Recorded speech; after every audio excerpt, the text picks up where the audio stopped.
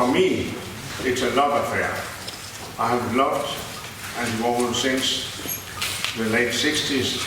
I followed his work. I've done my film about him, and I still love his work. It's a matter of feelings. It's a matter of relation. And we were several at that time in the late 60s, beginning of the 70s, several artists that were admiring him and as pilgrims traveled long distances to see his work. For instance, to Moderne Museet. I don't remember the years, but that's art history. The famous pop art exhibition at the Moderne Museet. We went there to see it, and we decided, me and others like Pierre Kirkeby, we wanted to meet these people and become closer to them, understand them better. So we traveled to see that. And in Copenhagen, there was also several events that was meaningful for me. There was the showing of Warhol's film Chelsea Girls, which was arranged by art dealer Sven Hansen, a friend of Kirkeby and the others. We were a group called AB Cinema.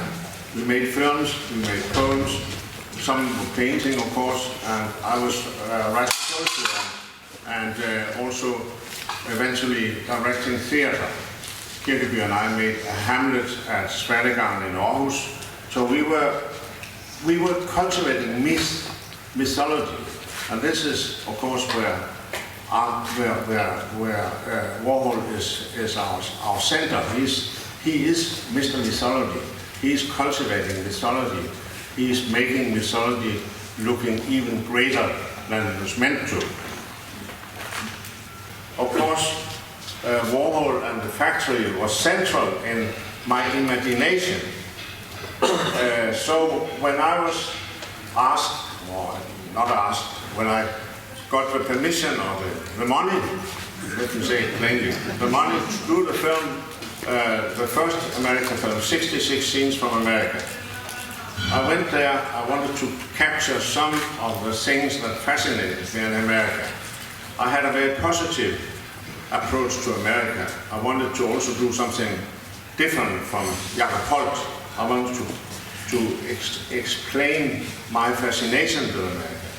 The mythology, the Americana, the Western myths, etc. And of course I needed to have Warhol in the film. So that was my idea, together with my producer, Ole John. We decided we must have Warhol in the film. That was decided when we were there.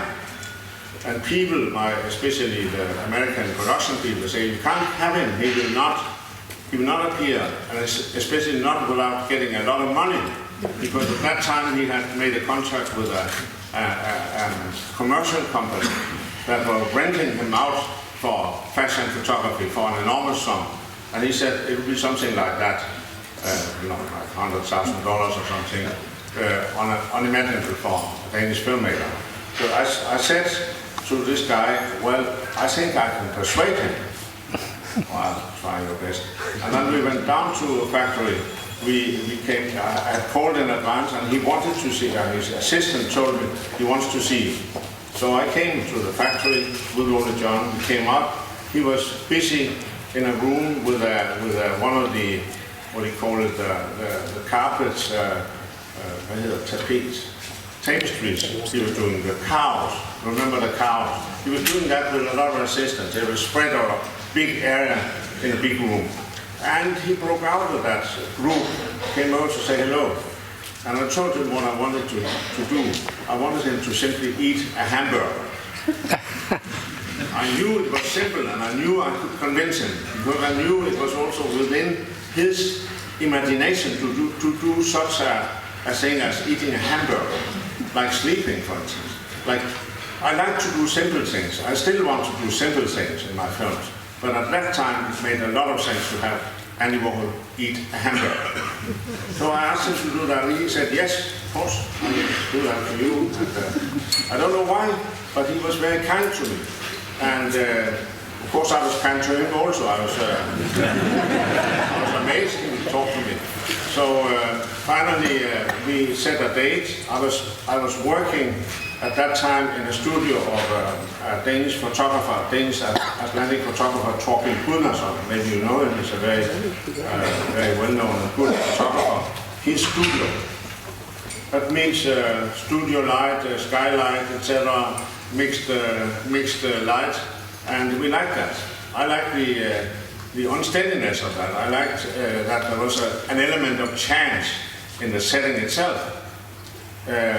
So we set a time, and of course I was nervous. I was thinking about my production assistant's warning that he would never show up for so little money. But I was there, I was waiting. And just before he came, I sent my assistant to buy some hamburgers. He came up with 3.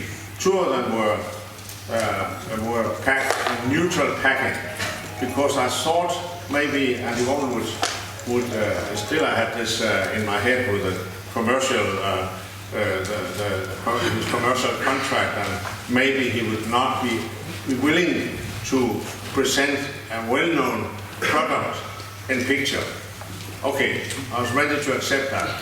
But no, the first thing Andy Warhol said when he came, there was no small talk. Just talk about what he was going to do. He said, where's the McDonald's? I said, well, I can send for, there's one just around the corner here. He said, no, and the Burger King is okay. It's also beautiful, he said. Use that word. It's also beautiful. Not as much as McDonald's, but almost. We accepted that. That's where the story with the hamburger started. And you know, I very soon realized that I'd forgotten to buy one important thing, something he could drink, water for instance, or Coca-Cola, because it was tough for him. You remember his slim throat? I'm sure everyone who's seen him in life will remember that. It's difficult for him to swallow a hamburger. And you could see it, you could see the suffering. You could see, I always see this scene today as a religious scene, as a Christ scene. I really do. I think he's suffering on the crucifix by eating this hamburger. I honestly think so. And that makes it dramatic and makes it very sensual, I think. And I feel that emotional also. Really. So he did it, and he never stopped doing it. I knew his morals from his films. He would always finish what he started. So I knew I had no risk of him